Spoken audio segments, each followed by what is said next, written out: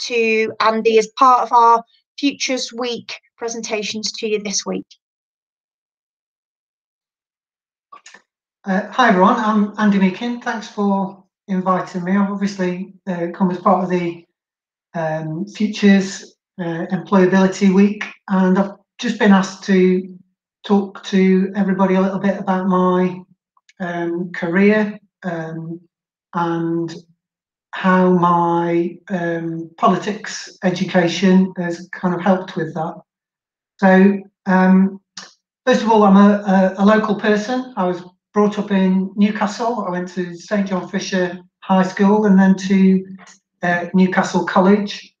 For a variety of reasons, I didn't do particularly well. And while I was at Newcastle College, my father died, and so I didn't take the A-level exams. I was doing politics and environmental science. However, I had a year off and then wrote to Keele University to explain the circumstances, and I was very pleased that they invited me for an interview, and I gained access to Keele University on the basis of an interview. And I tell that story just, because I think this is quite a stressful time in people's lives, doing the A-levels, and it's not the end of the world if you don't get what you're after. With determination and a bit of cheek, you can still get there. Especially, with COVID, it's all really difficult at the moment. So be resilient and keep persisting. So I went to Keele. I studied politics and environmental management at Keele, and I did really well. I got a 2-1 in my degree. I focused on the politics of radical protest. So at that time, and none of you will remember this, but you might know about it. At that time, the roads protests were big, and you'd got swampy kind of tunnelling under the building sites for the bypass in Gloucester somewhere, I think it was, from memory. And so I did a dissertation about that. It's quite topical at the moment as well, because obviously you've got people tunnelling under HS2 to try and stop that happening. And I also did a dissertation about risk society based on the work of Ulrich Beck and Alvin Toffler, which again has got some contemporary resonance because we've seen the rise of Facebook and Twitter and all of that, and it's all going too quickly for democracy to keep up with. And Alvin Toffler wrote a book about that very subject in 1970 called Future Shock, which I would recommend to you. So I did quite well in my degree. As I said, I was pretty close to getting a first, so I was quite disappointed when I didn't, but nonetheless, I went on then to work for an environmental charity and then a local public sector organisation, helping to deliver a major policy of the then new Labour government, which was called New Deal. And that was about helping long-term unemployed young people to get back into the workplace. It was quite a departure for the UK because it was compulsory. People had to go on it. And that was a great project. I was really pleased to work on that. I then moved on within the same organisation to manage contracts with further education and modern apprenticeship schemes. So that was with the Learning and Skills Council. I was a quality and contract manager, and I was working with a college to help them get through their inspection.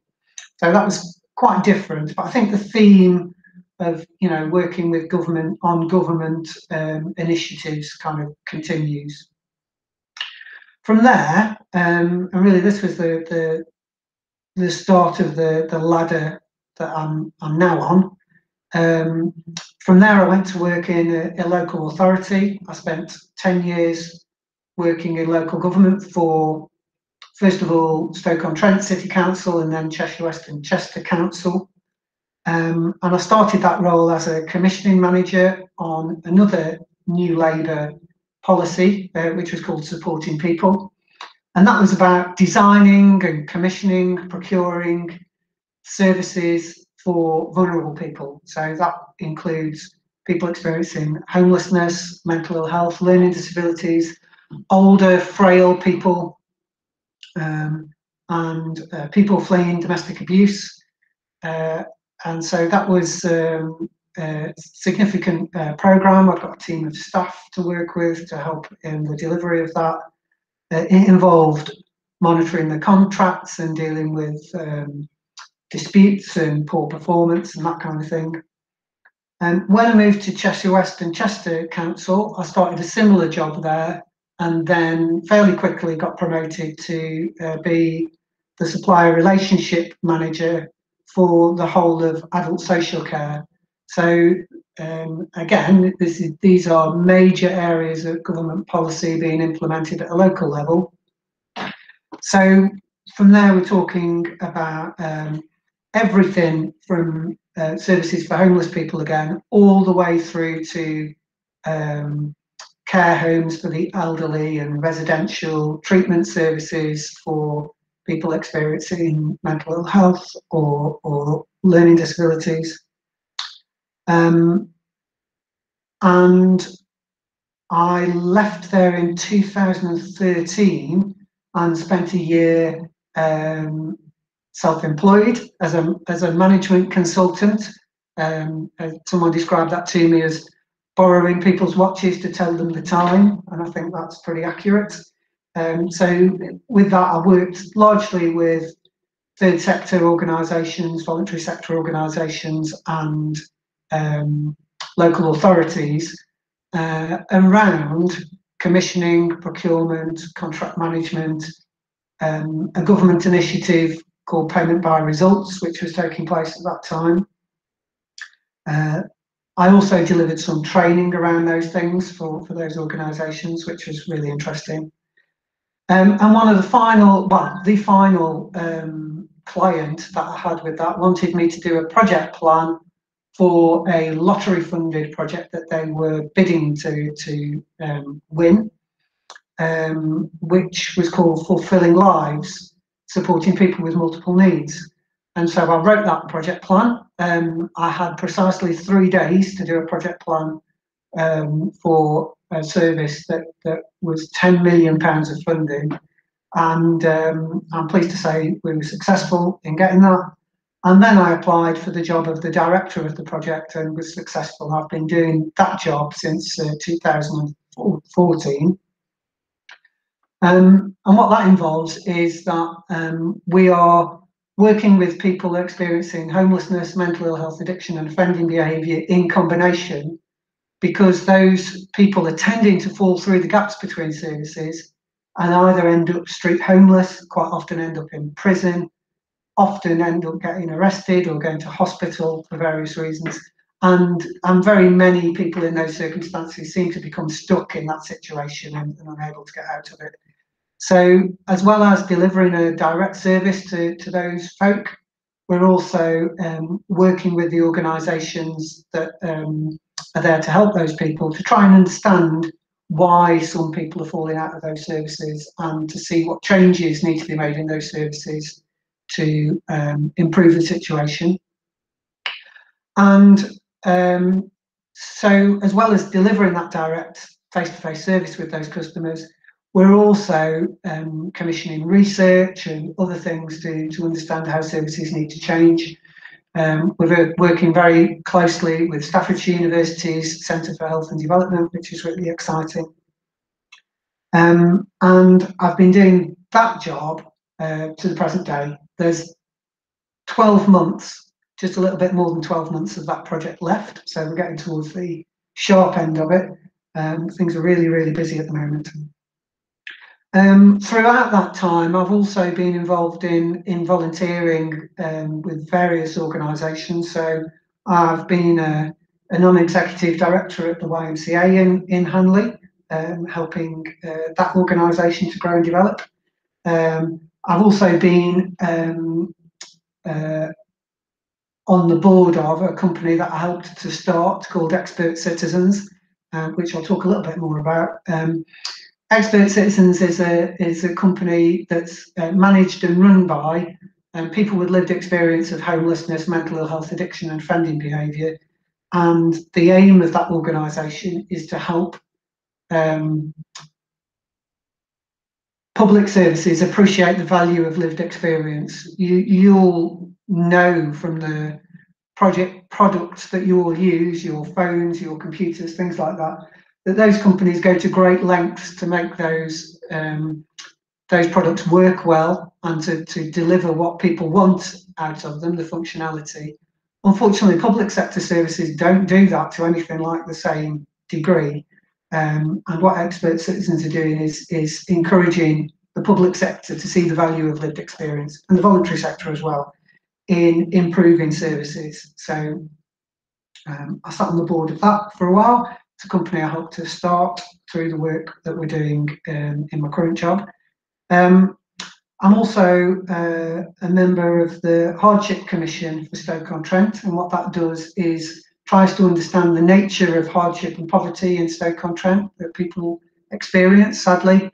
And we commission research, and we write reports, and we lobby and influence decision makers to try and raise the profile of hardship and poverty and to improve the situation for people in Stoke.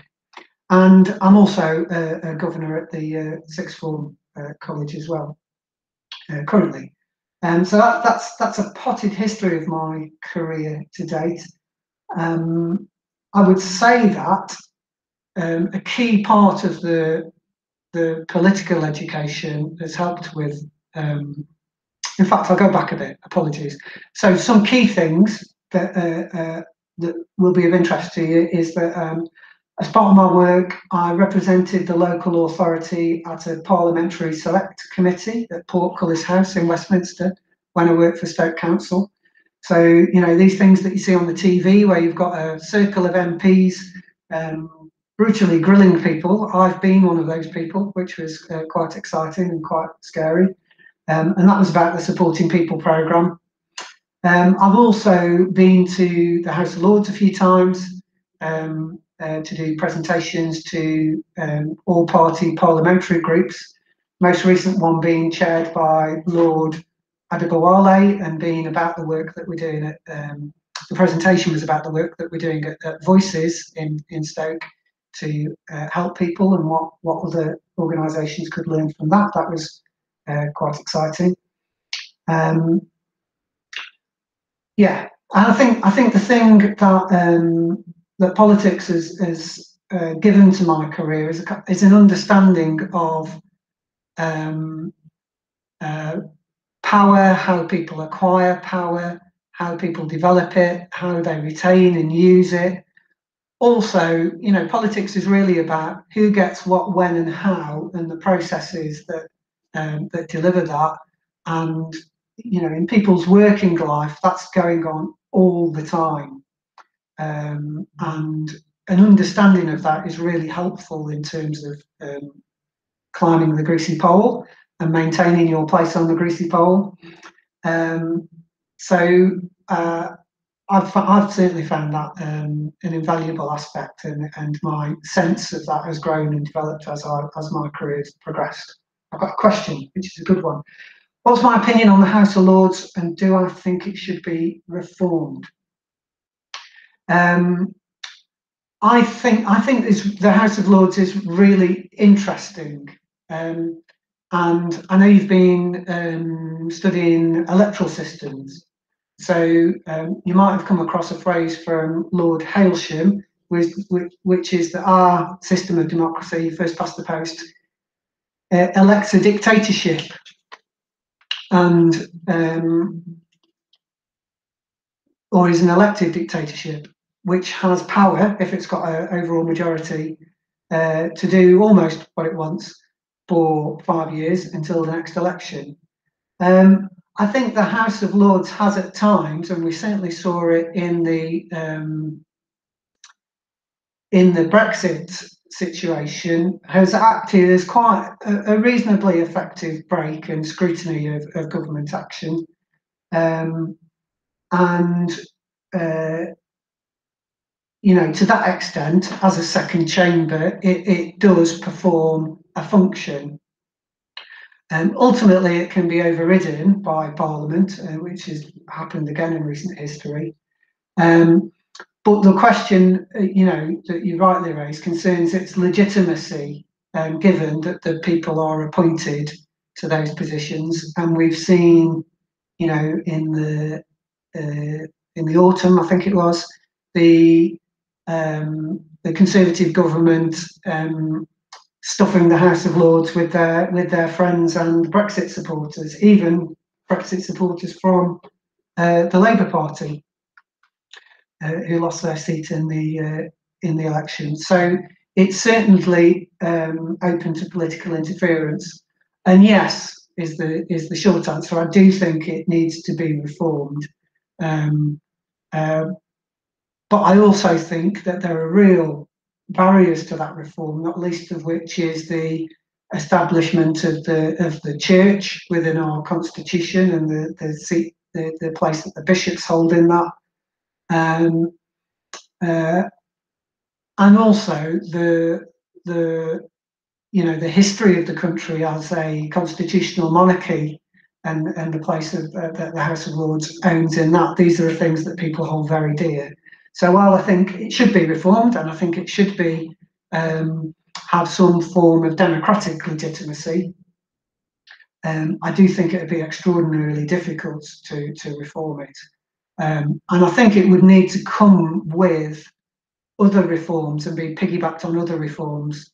We've got the situation in Scotland at the moment, pushing for independence, and Gordon Brown's intervention talking about more devolution and the potential for an English Parliament with a more federal approach. And I think a reform of the House of Lords would need to be piggybacked on something like that in order for it to be effective.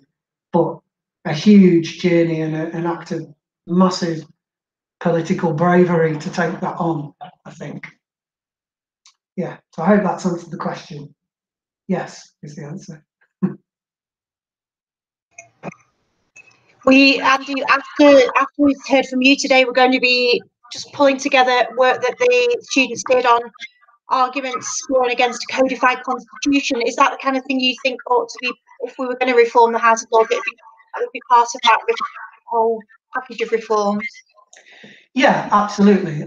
You know, the UK has, you know, prides itself on its mother of all parliaments and its ancient democratic traditions, but they're out of date, and we need a written constitution. We need a Bill of Rights, in my opinion, to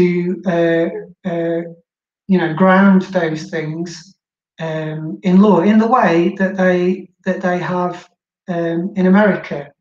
You know, we've got Trump at the moment trying to resist his conviction following impeachment on the grounds that it's unconstitutional. I think he's wrong about that, but you know, there are barriers put in the way of doing things that would be against the interests of the people based on a common set of values by the American Constitution. And I think the UK needs that. But again, I think it would be a huge act. I just don't think there's the space in the parliamentary timetable to take on those kind of constitutional reforms at the moment. With Brexit and COVID-19 and all of that chaos that's about. But yeah, definitely. Has anyone like to unmute and ask Andy some questions, or any questions about where a politics degree might take you, or about the roles that Andy's had, or anything about Stoke and its politics, or we've talked a lot about the changing kind of political makeup of Stoke. Does anyone want to ask any more questions?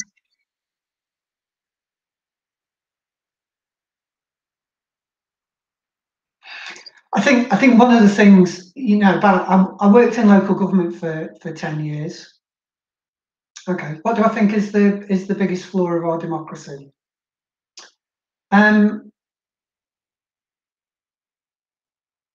Okay, and do you need a politics degree to go into politics? Both good questions. What do I think is the biggest flaw of our democracy?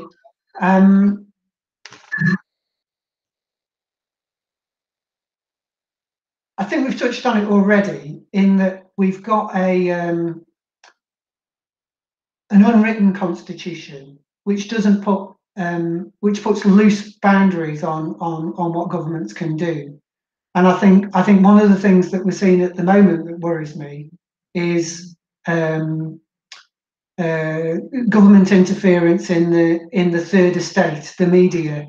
We're having people appointed to senior positions in the BBC and in other places who have clear political affiliations, and I'm not sure that that's healthy. So, I think we've touched on the biggest flaw is the electoral system, our lack of a written constitution, to a lesser extent, our lack of a elected second chamber, I think, is a big problem. I'd like to see a much more representative electoral system, and I think that'll be the first step to opening the door to other kinds of constitutional reform. And I'm also, I don't like seeing the Boundaries Commission being manipulated by governments to their own benefit in elections as well. I think that's a big flaw. Do you need a politics degree to actually go into politics? No, is the short answer. I think there's a difference between local and national politics. If you meet councillors, many councillors, particularly locally, have come through other routes. People who don't have a degree at all, becoming local councillors and being great councillors. I've met some brilliant councillors in my time, and you have other people who get into local politics, become a councillor, and they've very clearly got their eyes fixed on becoming an MP and going through that route into Parliament. And indeed, I think you've met Gareth Snell. That's the route that Gareth took. So no, I don't think you need a degree or a politics degree to go into politics. But certainly, the biggest thing that you'll need is political acumen and great communication. So, what was it like studying politics at Keele? Brilliant is my first word. I was very lucky in that I was very interested in green politics, and Keele had a number of leading academics on green politics at the time, one of which is very inspirational, who's now actually the leader of the Green Party in Ireland, called John Barry.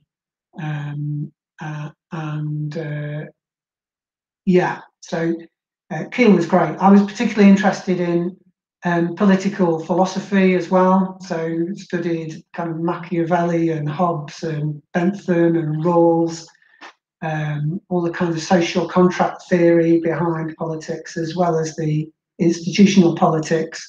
And again, I think that's been invaluable. I'd encourage everybody who wants to go and work in local government to read The Prince by Machiavelli. That will be a great start to your career in local government. But equally, Leviathan by Thomas Hobbes. They're quite heavy, but I would really encourage that. What have you enjoyed most in your career? That's a great question, and the last group asked that. which encouraged me to think about it. In my current job, I'm very privileged in that I work with a large group of people. And I mentioned Expert Citizens before as being a business that I've helped to start. And that business is staffed by people with lived experience, people who've had a very tough life. And so what I've enjoyed most about that over the last 7 years or so has been working with those people, seeing them grow and develop into folk that would come to a meeting like this and not say anything, and become quite anxious if things weren't going their way, and perhaps even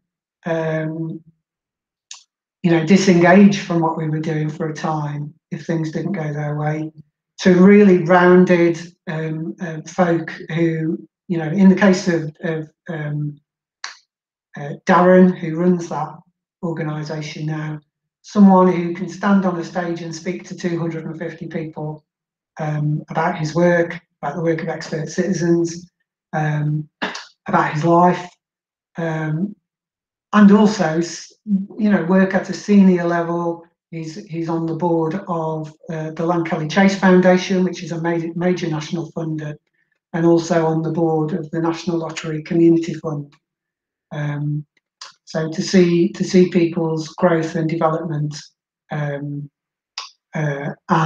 being able to assist them to realise their own power in that way, has been outstanding.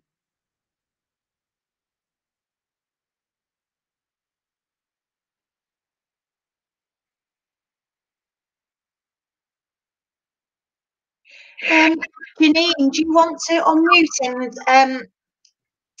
and so everyone in the group, Janine is in the other politics group. She's joined this morning to listen to Andy. And Janine, why don't you? I bet some people in the class have seen the whole stuff about Hamforth Parish Council, because I know there's a lot of people who follow stuff on social media. Janine, do you want to just tell us what's happened here? And then I asked Andy about it, and he's checked it out. Do you want to say something about that, Janine?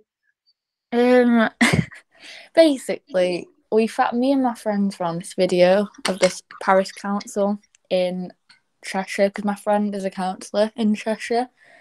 So it kind of just descended into chaos, and everyone was screaming at each other. It's just a bunch of old people screaming at each other for 20 minutes on no end. So I found a bit where a guy had declared himself to be chair of the council, even though he hadn't been elected. So they brought someone in to regulate the council because it had been put in special measures. And so he got kicked out. It all kicked off. The vice chair of the council started screaming. And now his thing about reading standing orders has gone viral. And then because I have some journalists that follow me, they picked it up. It got retweeted a ton. It's been on BBC News and Sky News, and my notifications have been going mad for the past 10 hours.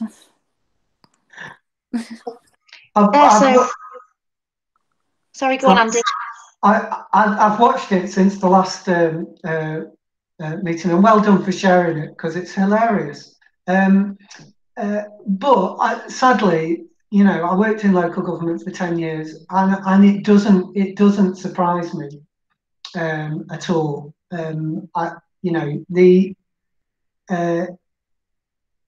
Politics, as I said before, is about who gets what and when and how, and the exercise of power.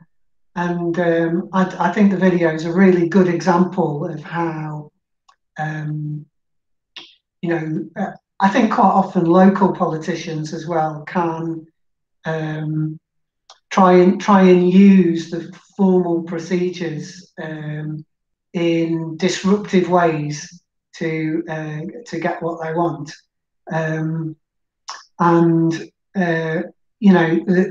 behaviour of some of the people in the video is shocking. I don't think they're serving the interests of their constituents in behaving in that way.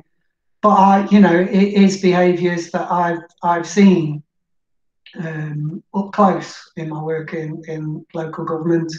There was a time where and working in local government is interesting. It's not like working in another business, because in a business, the objective is clear, and the objective is to maximise the income of the business, and to grow the business.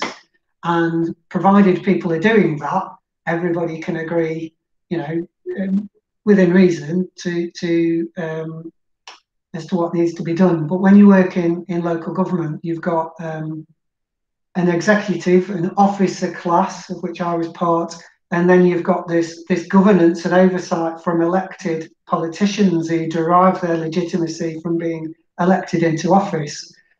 And you've got then a tension between people who are, or at least should be, experts in their field, being held to account by lay people. So there's an asymmetry of knowledge, often, not always, but then there's also an asymmetry of legitimacy, because the politicians are elected to represent their constituents, and when they become the people that become the portfolio holders in the cabinet of local government, occupy very powerful positions in a local government, and officers, if they're not very careful, can become too aligned with a particular politician, and then if the administration changes, those officers can find themselves quite isolated. And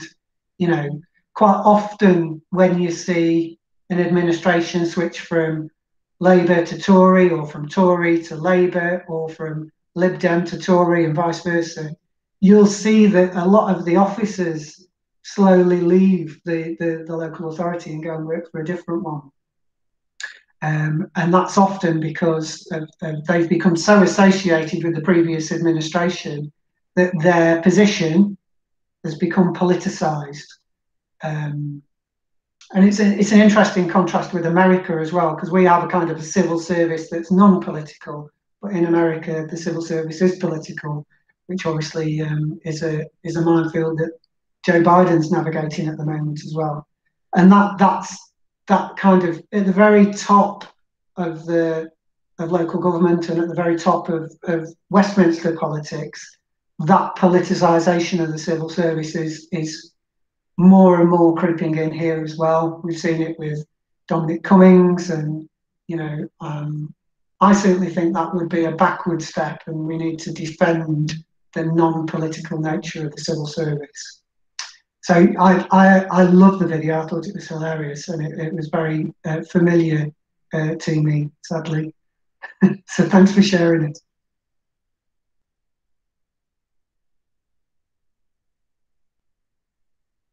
So I think sorry for that feedback. Chat about what Janine's been you and Janine have been sharing. Has anyone got any more questions for Andy? There's a question about why people ended up screaming at each other as well, and that's a good question. And if we go back to what is politics, one of the powers that people have is to just disrupt things. If they don't want a decision to be made, disrupt the process of the decision making. And that's what the storming of the Capitol was all about in the US recently. And we're seeing it there on a very micro level with people acting outside their authority in that meeting, and behaving in an appalling way. What advice would I give to you now?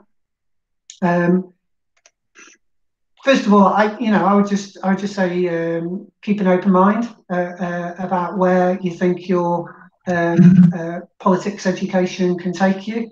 It may very well be into big P politics, but if it's not, if it's into the world of local government and the world of business, then I think your political education will stand you in really good stead but all the myriad of small p politics that that comes up in work settings, and will definitely help you to navigate your way through it.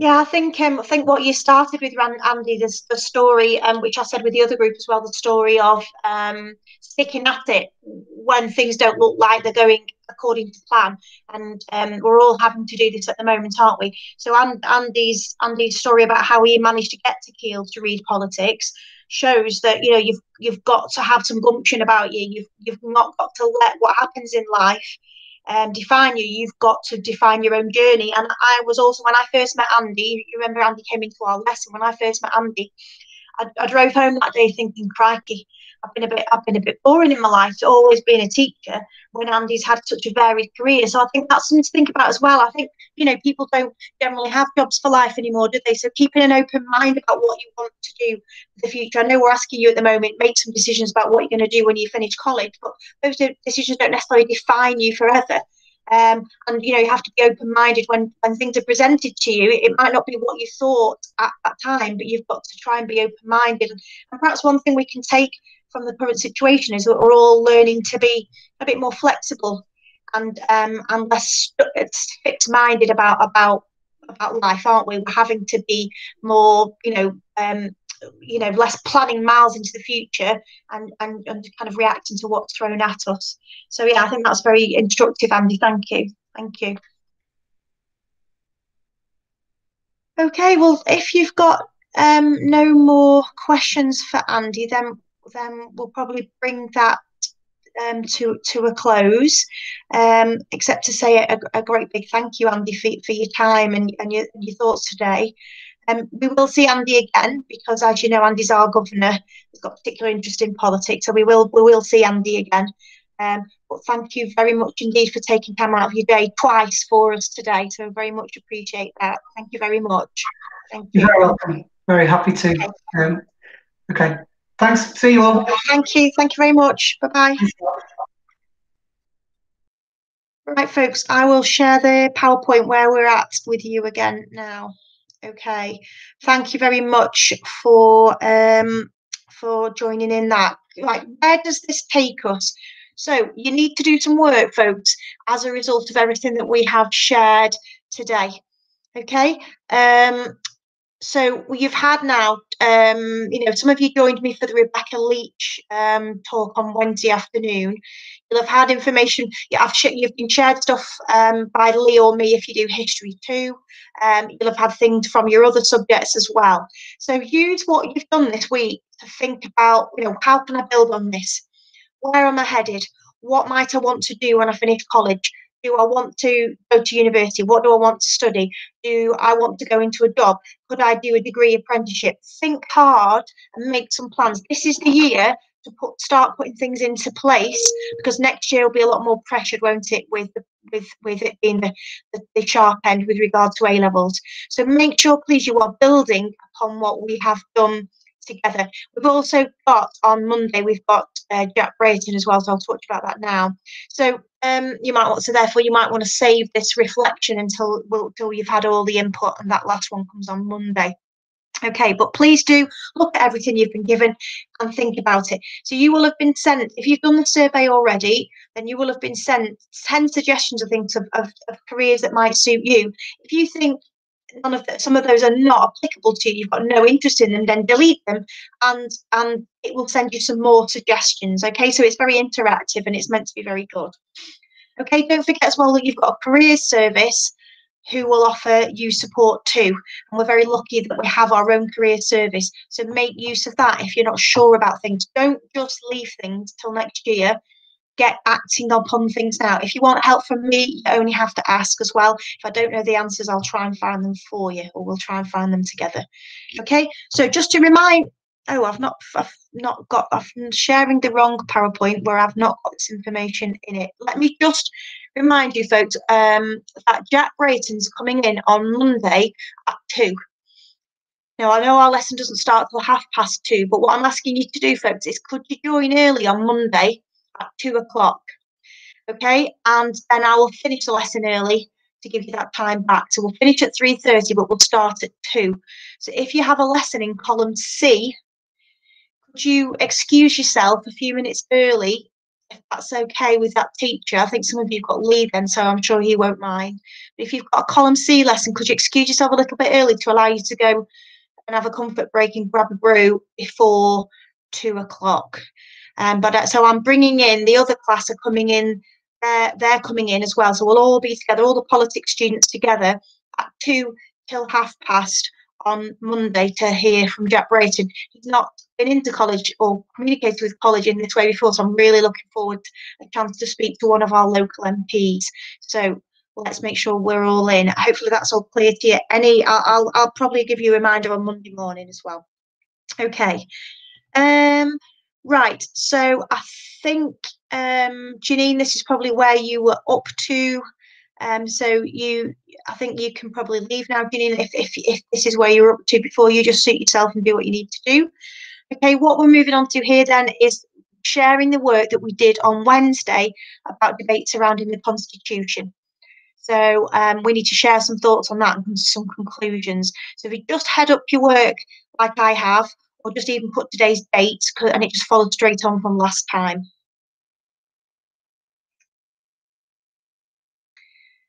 Okay, yes, I will, Lauren, I will do that.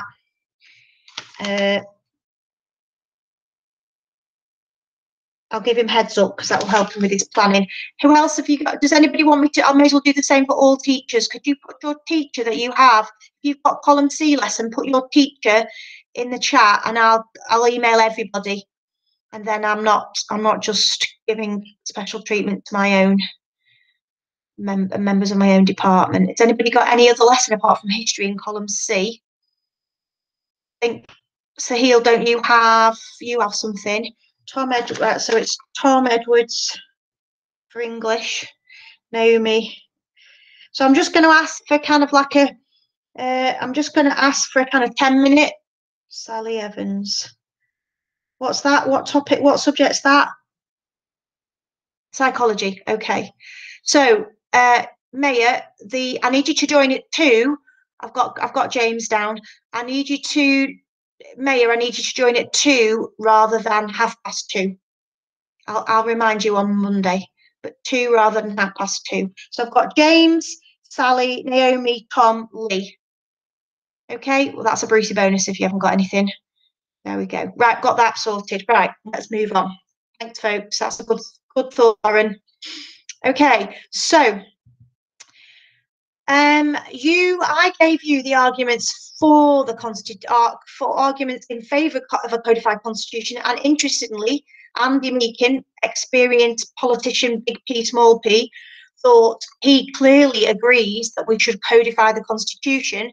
Interestingly, he said it should be part of a whole gamut of reforms, that it's like a root and branch reform, not just one aspect of reform. It would be part and parcel of a whole reform of our political system. Now, what I asked you to do in your groups from last time is I asked you to find me arguments, specific counter arguments against these points. So I don't want general counter arguments. I want a specific argument that you can give countering the points that I've given here. Okay, so that's what I'm looking for. Okay, now we're going to discuss them first and make sure you've got them clear, and then we'll give you some time to jot stuff down. So don't worry about scribbling at the same time. Make sure you're listening, absorbing and understanding, and so you can ask questions if you don't. And then I will give you a chance to scribble down some thoughts, so don't worry about that. Okay, so what I'm going to do is ask different groups to give us a good counter argument. Now, in essays, you get marks for choosing, appropriately selecting counter arguments. So you will get marks in your essays for a good point and a good counterpoint. So this is why we're practicing this just as part and parcel of our lessons. Okay, so the first group I had down was Lima, Maya, Sahil, Tom and Tirini. Okay, what counterpoint would you give to the idea that a codified constitution would give more legitimacy to our political system. What would be your counterpoint there? Can somebody unmute and tell me, or put stuff in the chat?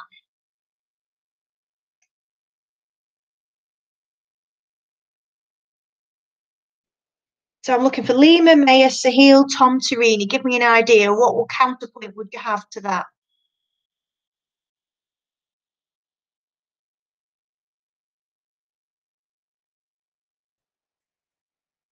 Okay, thank you, Tarini and Tom. Tarini, I'm going to save that flexibility point because I think it's a really good one, but I think it fits better elsewhere. So hold that thought. I think that worked better against another point. So it's a good idea, but I think we could choose it in a better place. And again, Maya, I think that, well, I'm not sure at the moment that we can say there's judicial tyranny, but the worry that there might be if we change. So again, I'm going to save that idea. It's a good one. Save that thought. I think the idea that fits best here, okay, I think what fits best here is Tom's idea, that there have already been reforms. So it's not like the system is illegitimate. No. It's not like the system has stayed fixed and there's not been any reflection and there's not been any thoughts about how to make the system more democratic, more modern, more representative. There's been changes. I would pick that point, Tom. I agree with you. But we would say, in counter to the idea that a codified constitution would give increased legitimacy, we're saying, actually, folks, there's already been extensive reform to modernise the constitution since 1997. So there's an awareness that things need to be improved, and that is happening. It's happened through the Labour governments, it happened with the coalition, and it's still happening with the Conservative government. So there's an understanding that things need to be better, and that is happening. Right, good. Well done, you guys. Thank you for your contributions, Mayor, Tom and Tarini. Thank you. Okay, second point then. We should have a codified constitution because it would give clarity on what is and isn't constitutional. Okay, Ben, Lucy, Ash, Lauren, Jess, counter arguments, please. Could you go with it? They're already like written down basically and like acts and stuff. Okay, I would make that point, Jess, that actually to say that when we started this topic, although we haven't got one document with everything written down, we have many documents that actually are written documents about our constitution. So we've got Acts of Parliament, we've got Works of Authority. So to a degree, it is written down. Okay. So Lauren's also said, okay, hold on. So let me go back to the point. It will give clarity. Yes. So yes. So this idea that just because it was written in a document in real terms, would people really help? I suppose it depends who we're talking about. Your average Joe Josephine blogs might not give them a sense of clarity, might it not? I think there's no public pressure. I'm going to save that for the very last point. I'm going to save that. This whole thing about public engagement, I think it's important. If it isn't written down, it's flexible and open for interpretation, which can be useful. I think the flexibility idea is a massive idea, and Tarini's already mentioned this, and I think we'll unpack it a bit further in the next point. Open for interpretation. Explain that to me, Ash. How is that a useful thing? Because some people might say that's a fault.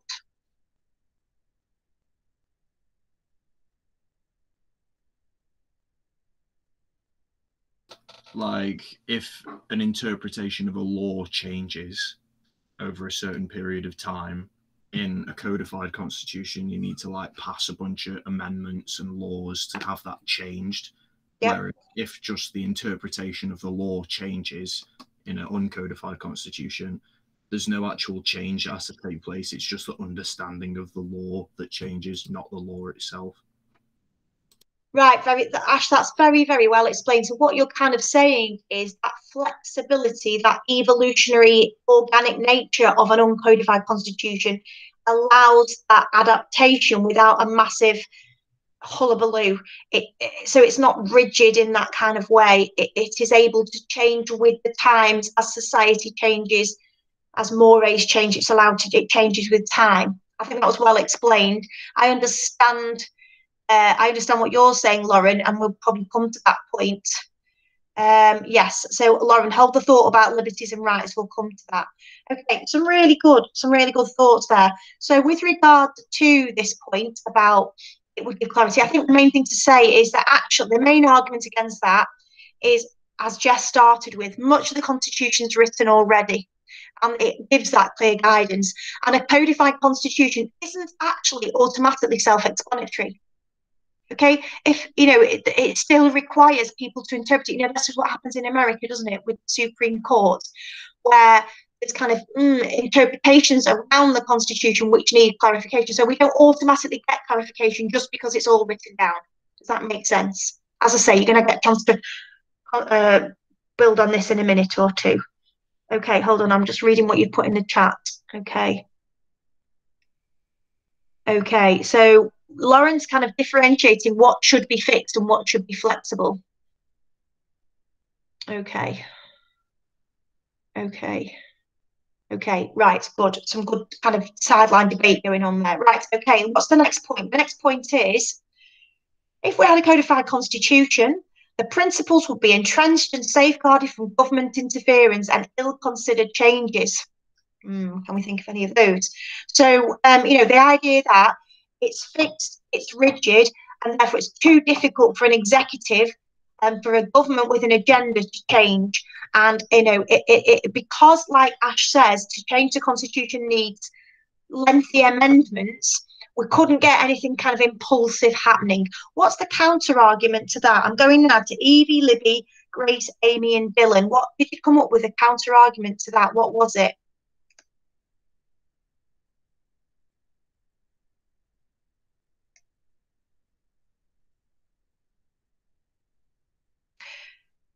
Yes, I think we touched upon it a little bit with what Ash has been telling. So flexibility is a good thing. Dylan, what do you mean by too ambiguous? Can you unmute and explain? You said it's not realistic and it's too ambiguous. You need to explain.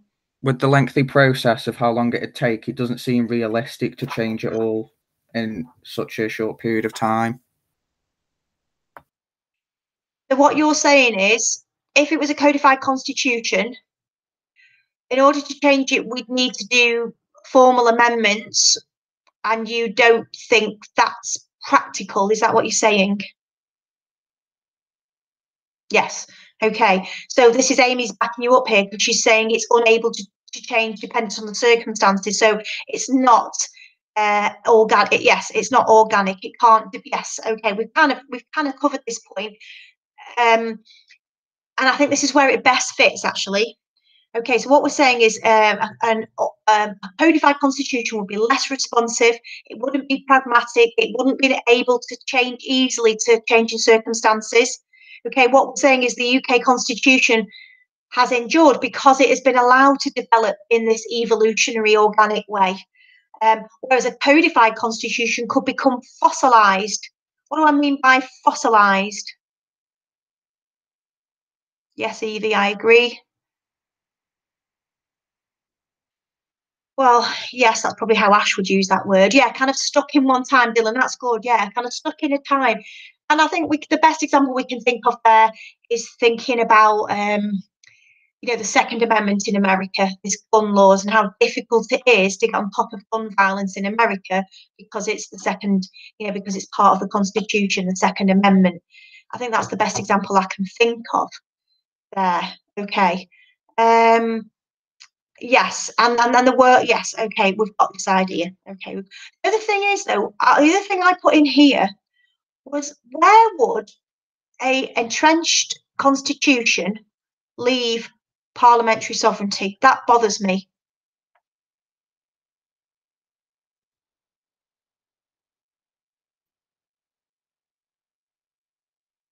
Yes, Dylan, you're right there. Well, it kind of links with this. Where does parliamentary sovereignty fit? If we have a codified constitution, what happens to parliamentary sovereignty? Well, Lauren, if it's still sovereign, what's the problem? If Parliament's still sovereign, how does that work with a codified constitution?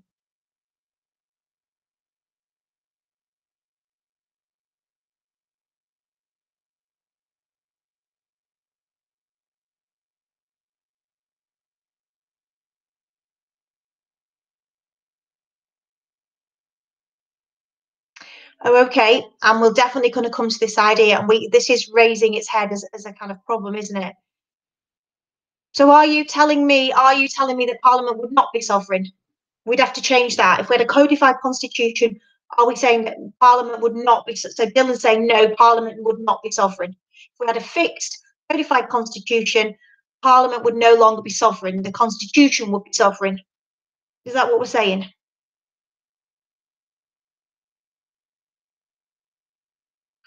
Okay, so the constitution would limit the power of Parliament, limit the power of the executive. Okay, so this is what Andy's saying then, isn't it? That we'd have to have a root and branch, i.e. from the very bottom, we'd have to have a complete overhaul. It wouldn't just be we could have a codified constitution and everything else would stay the same, because it wouldn't, would it? Okay. Yeah, because so what I'm saying to you, if Parliament remains sovereign with a codified constitution, then they could change the constitution. So it wouldn't be fixed, would it? So it unpicks other problems, doesn't it? I thought that was really interesting. Okay, let's move on.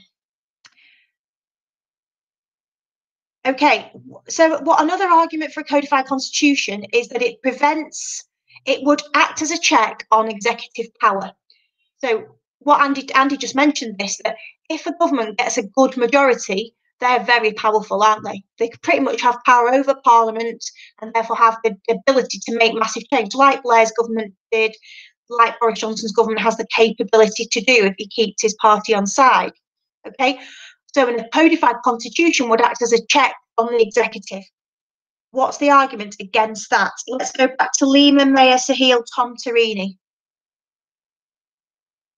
What would be the argument that would say we don't need a codified constitution to act as a check on the executive? Let me hear from Sahil and Lima, because I didn't hear from you before. Can you think of something at the moment that we could argue already acts as a check on the executive, a check on the government?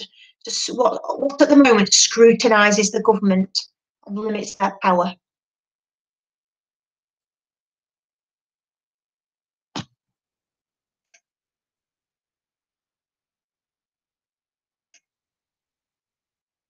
Okay, all right. So to a degree, the House of Lords can cause disruption.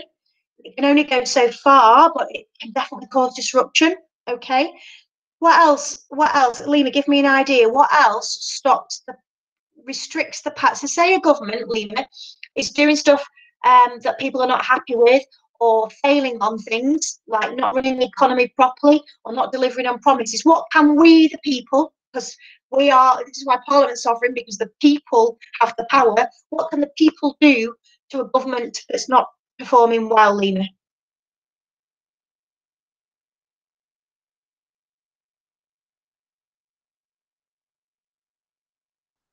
I guess we would put pressure on the government to make a change. How do we do that? The petitions that we want. Okay, so we could, we can put emphasis on our own MPs, we could do petitions, we could do pressure groups, but mainly what we can do is we can vote them out. That's the ultimate thing, isn't it? We can just vote them out. If you've voted for a party and you don't think they've delivered, you can vote them out. Boom, as a creator says. Okay, so yeah, good. Thank you for joining in. Right, fab. Okay, so we've got the opposition can provide scrutiny, as Dylan says. Parliamentary select committees do a lot. I mean, Andy's explained to us today how much pressure, how difficult the select committees would be. So good ideas. Okay, fab. Right. What was the next one? Okay, one reason for arguing for a codified constitution would be that individual liberties would be more protected. What is the argument against that? That a codified constitution protects and guarantees rights. Seems to be, Lauren, what you were arguing for. Can you see the opposite argument, Lauren?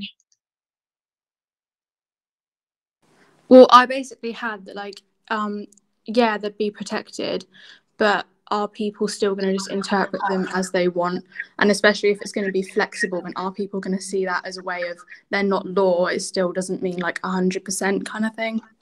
Yes, and this is what people in the chat are backing up. But okay, so we might call it de jure and not de facto. On paper, like Jess says, on paper they have these rights, but in practice, are these rights actually implemented? And we saw that in America. Yeah, exactly. So in America in the summer, Black people being utterly, utterly abused and mistreated, even though, according to the Constitution, they had equal rights. Okay, so what happens in theory and what happens in practice isn't always the case. That's the argument against that.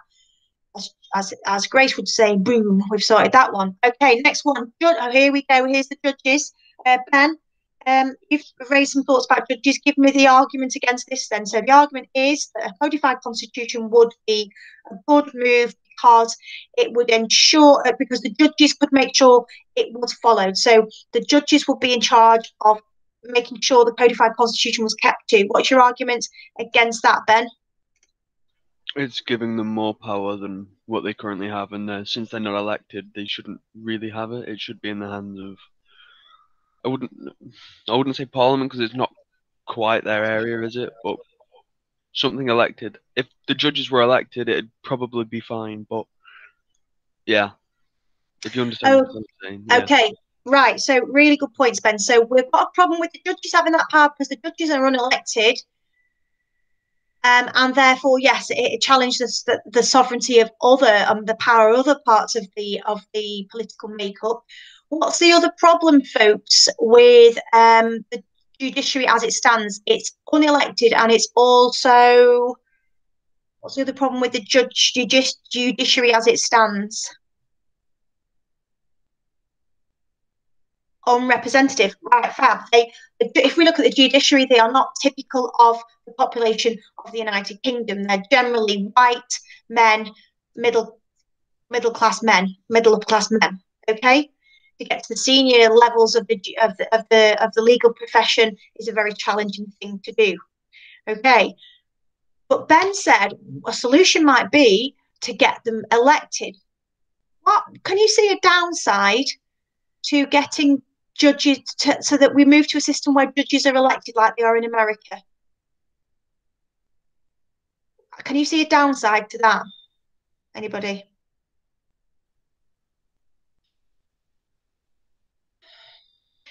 Okay, so we're wondering whether people would actually bother to vote. Okay, Jess, can you unmute and explain your point, please? Well, because when you vote, so in America, they've got like Republican judges who are in favour of Republican, and then in the Democrats. So the judiciary is supposed to be independent for a healthy UK's democracy, for a healthy democracy. So if you bring them elected, yeah, it might, make them a bit more, is it representative, or so they'll be able to do legitimacy. You give them democratic legitimacy, I suppose, by them being elected. Yeah, but it brings politics into the judiciary, which is not supposed to happen in a healthy democracy. That's supposed to be, as Lucy said, unbiased. So, Jess, superb, ace. This is the point, isn't it? At the moment, we can say a strength of our political system at the moment, one might argue, is that the judges are impartial. And so you can go to them to try and sort out problems in politics, like happened during the Brexit debate. Okay, with the Gina Miller case, we go to them because they are impartial and they're not political, and it helps sort things out and it adds scrutiny. So we would be losing that there, wouldn't we? Which I think is quite a strong point. Okay, really good ideas, guys. Right, so we've got, okay, what about, so those are really, really good thoughts. What about this idea about, some people argue that we should move to a codified constitution because it would safeguard devolved powers given to Scotland, Wales, Northern Ireland, Northern Ireland slightly different, obviously, and to mayors and local areas and regional areas. What's the argument against that? That we need a codified constitution to safeguard devolved powers. What's the argument against that? Let's go. Evie's group: Evie, Libby, Grace, Amy, Dylan.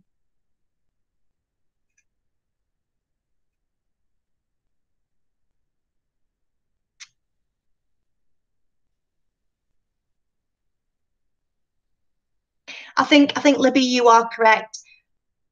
Yes, you imagine Sturgeon's reaction.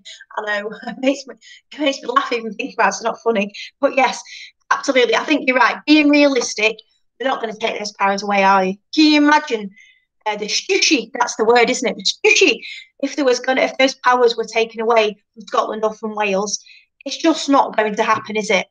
Okay, and in fact, if we think about it, when we think about, I was thinking about Cameron this morning. So Cameron in the 2014 independence referendum, one way he got people to vote staying within the union was to say, if Scotland votes to stay in the union, we'll give them more devolved powers.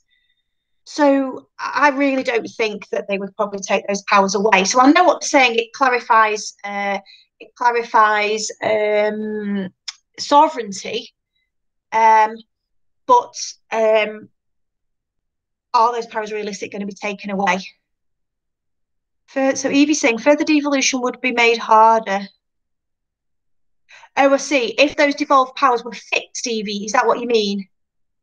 If those powers were fixed, then perhaps yes, then that asymmetry would be fixed, and that the unbalance of power would be fixed. Okay, good. Evie, I'm dead impressed with the ideas you're putting in the chat. Thank you. Okay, so folks, what about the last idea? One argument for a codified constitution is that if we created a codified constitution, it would be a great exercise in political education, because we can't create a codified constitution for the whole of the UK unless everybody is a stakeholder. So all of us would have to be consulted. So not just those in power. Every Joe and Josephine blogs across the whole country would have to be involved, and it would be a massive consultation process, and that'd be great, because everybody would be much more informed about the political system, and then we'd create something that we all owned, that we felt a sense of belonging with. This would create a kind of Britishness feeling, a united kingdom, which we're trying to aim for. What a great idea. That's the argument behind a codified constitution. What do you reckon to that, anybody? Tom, how very dare you? Are you saying I sound like a Conservative Party election broadcast? That's the worst thing anyone's ever said to me, Tom. Okay, yes, I'm not sure that there is a desire for it. And is there a desire for it amongst the elite? The people in power, are they going to institute this change? Yes, Grace, it does. It has it. Oh, well, that's good. We're having fun. Okay.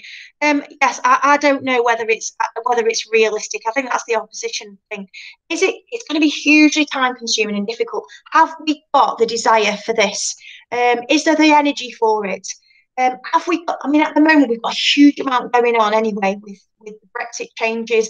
We've got a massive economic downturn. We're going to be in the biggest fix we've been in because of coronavirus. I'm not sure this is the time to be implementing massive constitutional change. I don't know about you. Okay, folks. So, I see. Okay, Tom, I've got offended unnecessarily there. When they said the breakup of the UK and now it might happen. Yes, I know. Yeah, yes, and Lauren, yeah, how would you consult the entire country? I think that would be quite difficult. Right. Okay, folks. What I want to make sure that you've done then is that you've got these notes. Okay, we've only got just over 10 minutes left. So what I want to make sure that you do, folks, please, is that you get these notes nice and clear. So I've numbered them here on this slide so you know what matches up with what. This is the kind of thing we could be asked on. Would be a very popular question. In fact, we've just been helping moderate the Year 2's exam and they had something on this. So your job for the next 10 minutes, and then we'll just come together before we finish off, is to make sure you've got clear notes on this debate. If you're done already, can you be thinking about what you think the stronger argument is? And I want you to share that with me before we go. In your view, which is the stronger argument here? Is it the argument for creating a codified constitution, or is it the argument against that, kind of maintaining our kind of flexible, uncodified constitution? What do you think is a stronger argument? So I'll be quiet for 10 minutes and then we'll share some thoughts before we go. Any questions, just unmute or put them in the chat.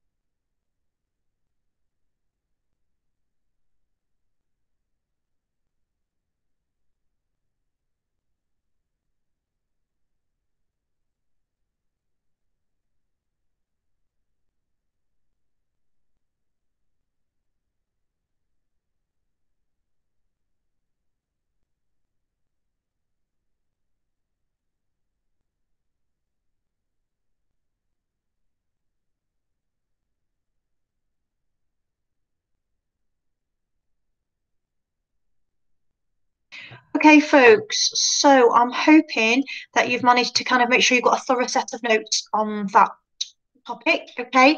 And that is us really finished with the idea of the codification and the idea of the debate surrounding the Constitution, apart from what we're going to do on devolution, which is where we go on Monday when you take charge of the lessons and I put my feet up and have a cup of tea on Monday. So I'm looking forward to that. So don't forget, you need to make sure that's done for Monday. What do you think? What do you think? Just to finish off today, folks, what do you think the stronger argument is? Which side would you come down on and why, if you had to write an essay on this? Give me your thoughts.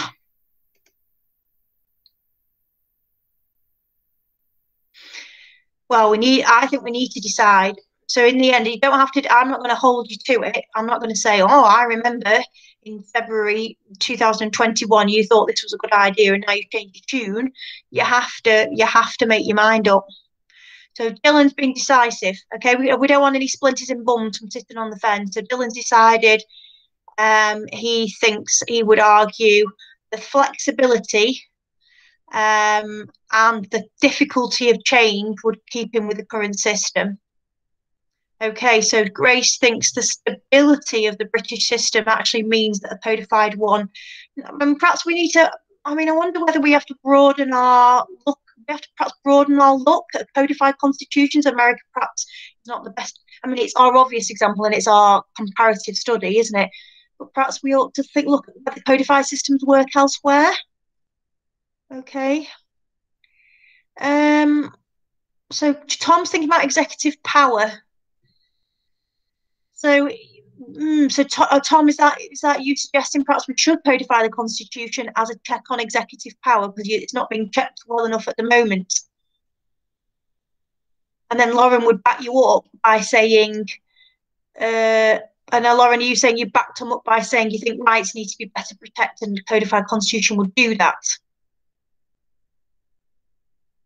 I'm not sure if that's what you're arguing or you're arguing against it.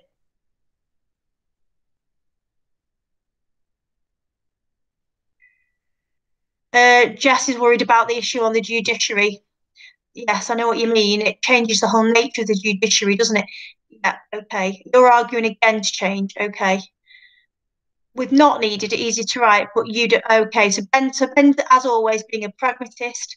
That's what I love about Ben. He's being pragmatic, saying he thinks it's easier to argue not to go for it, but he doesn't actually, in his heart, he doesn't think it's a bad idea. Okay.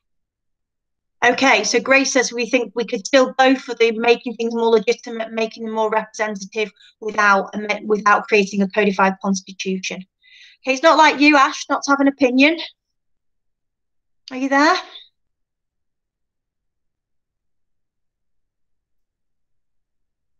See what you mean there, Lauren. Ash is going to blame the dog now, isn't he, for not joining in? Either that or he's gone back to sleep. Okay, right, folks. Okay. Yes, I think. Well, we'd hope so. I don't know. I think that there's other people in the other class. There was perhaps people who strongly felt that it's kind of root and branch reform was needed. Now, let me just quickly say before we finish off, and let you go for some lunch, that on the PowerPoint I have given you these examples, which I thought were useful for showing the tension between trying to make sure the country's safe, but also that people's rights are not impinged upon. So that would be interesting with Lauren, with what you keep raising today. You might print that off or make a note of that. That also links nicely with synoptic links, doesn't it? Because we did rights when we did democracy and participation. So that shows you the synoptic links. I thought that was just useful. I didn't think we had enough, we perhaps covered that well enough last lesson. So I've made sure we put that in. I've also given you the type of question you might get on this. So you could have a look at that. On the next slide, I've shown you what the instruction, topic, debate, keywords, criteria are. So you might test yourself on that as consolidation for today. But we've run out of time, so we can't do that together, but it's there for you to have a think. Right, okay. Yes, I know what you mean, Lauren. I do know what you mean about the Human Rights Act. Right, folks, we've run out of time. So thank you very much for your contributions today and engaging well with Andy. He's going to be back in touch with you to do some student voice at some stage. So you'll see him again. Thank you very much for all your hard work this week. make sure the devolution work's done for Monday. I'm looking forward to that. You all have a good weekend too. Look after yourselves. Thank you as always. I really love seeing you. Well done, folks. Thank you. Have a nice weekend, folks.